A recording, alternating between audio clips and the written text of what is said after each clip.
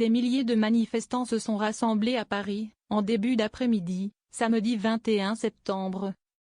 Pour dénoncer le gouvernement Macron-Barnier, avant même l'annonce de sa composition jugée très marquée à droite.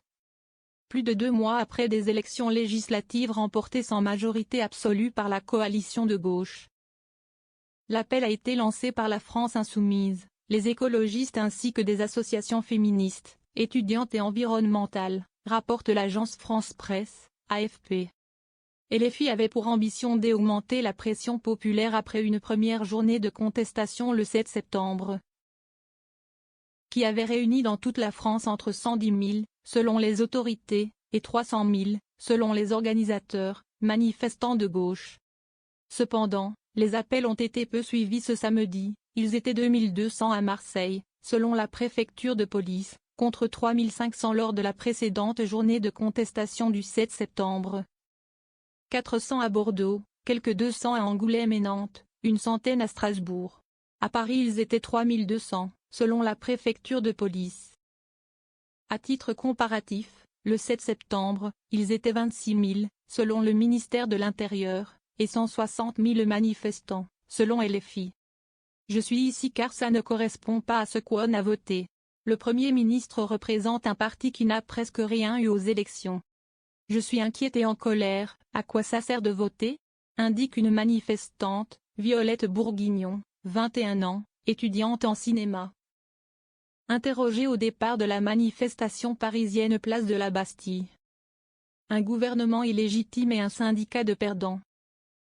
François Vermorel, militant des Verts, est venu pour dénoncer le coup d'État démocratique décidé par Macron, qui mérite une réponse dans la rue.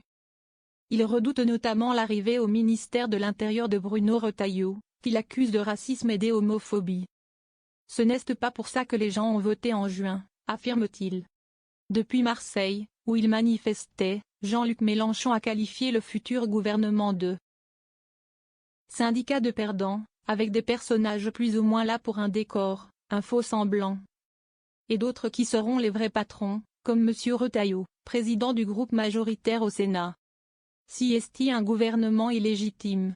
Si la droite avait gagné, la droite aurait gouverné, ce n'est pas la première fois que ça arrive.